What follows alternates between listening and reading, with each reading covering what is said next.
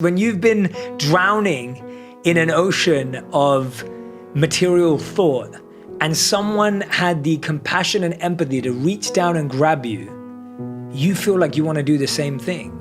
And that's just my meditation constantly. You can't ever go back from that. The amount of gratitude I have for the people that have invested in me and that opened up my eyes. I was 18 years old. I would have gone down the path of becoming if I had it my way, I probably would have wanted to become an art director at a massive company. I probably would have done pretty well for myself. I would have traveled the world and wasted my life. I always think about that moment of sliding doors. What could have been? Right. And that's what I would have been. But because I met these incredibly powerful people who wanted nothing from me but just to give, it changed my life. And that's the opportunity I want. And for people, it may not be a monk. But when you think like a monk, you recognize that actually, am I exposing myself to as many alternative methods of thought? Am I really allowing myself to experience everything the world has to offer? Because if I'm not, I'm already limiting myself in a world that's actually unlimited. Mm-hmm. And that's the challenge I see, is that we are living at a time when you have the most choice available, you have the most experiences available, but we still put ourselves in these prisons. Not only that, those prisons are one of self-seeking. I mean, you mentioned giving. I mean, giving is service is the cornerstone of this whole thing. Like yes. Being in selfless service to others. Yes. Which is just counter-programming to the way our entire infrastructure of Western civilization is constructed. Yes, absolutely. Yeah, complete counter-programming. I remember when I was giving a talk, this was probably about 4 years ago. And I was speaking to a group of executives, and one of them came up to me afterwards and he said, "How old were you when you became a monk?" I was like 22. And he said, "When did you get the realization that life was about selfless service?" And I said, "Well, I'm still getting there. I'm not there yet. But the first time I fell in love with that idea, I was 18. He goes, "The first time I realized that life was beyond me, I was 42 years old when, my child was growing up." And he goes, "That was the first time I realized that life was not just about me." Mm-hmm. And I was thinking, wow, to me it's weird because I got exposed to it at 18. I couldn't believe that someone didn't understand that. Even today, the reason why we're all repeating messages and continue to, I think, remind people of these messages and even ourselves is because you could hear that life is about service a million times, but until you practice it and until you really mold it into every area of your life, like this podcast is your service. I think we think of service also very limited. We think service means to go out and help a charity. Right, or being at the soup kitchen or something. Correct, and that is beautiful, and people should do it. It's wonderful, and I think we should all do it, and I try and do it as much as I can. But service is also serving through your calling, your talents, your skills, your purpose that benefits other people. And it can be different, there's so many methods. Well, the ultimate is when you can find that thing that lights you up and channel that in a way to give back to others and also support yourself and your family in doing it. I mean, that's the secret. That's what this does for me. And I just feel like the luckiest person in the world to have, live in this time where this is possible and to have kind of stumbled into this. Yeah, for sure. There's a beautiful story that I share that you've reminded me of now. And it's the story of two monks that are washing their bowls.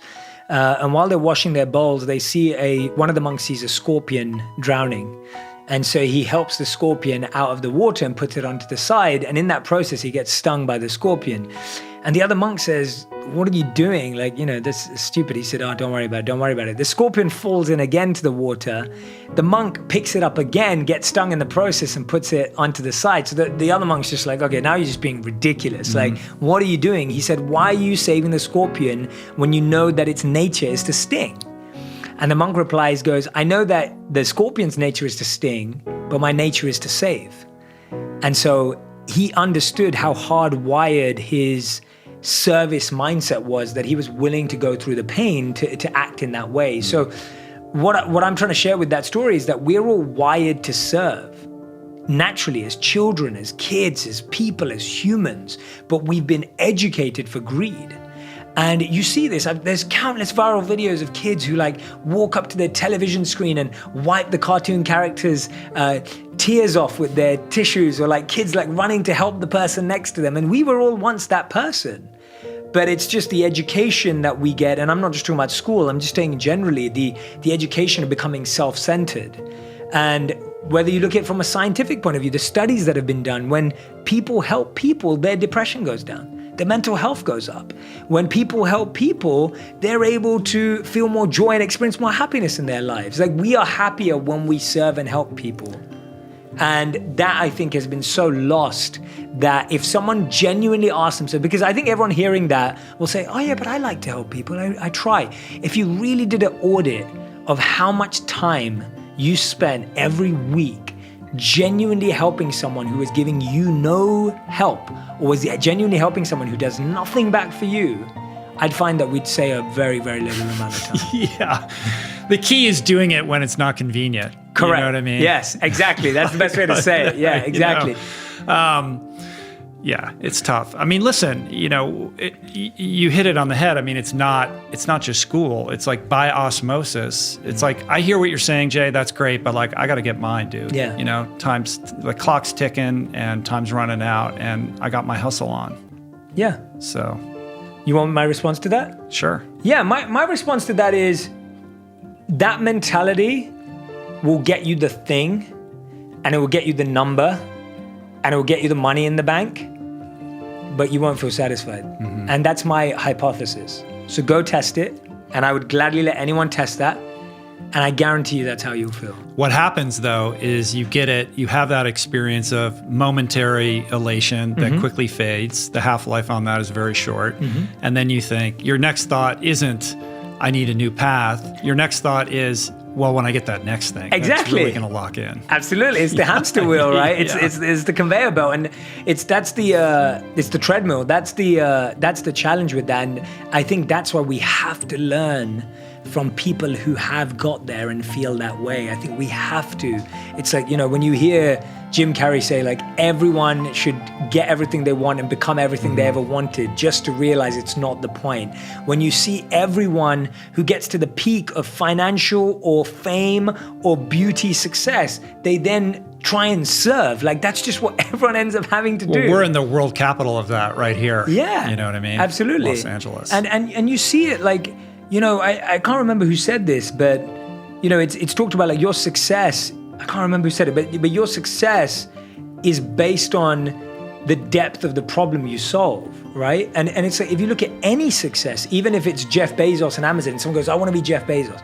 Jeff has solved, not that I know him, but Jeff has solved a issue that people had. So it's still service. And I think that's what we miss, that anyone who's winning, even financially, whether we agree with their business model or not, they are performing some type of service to people.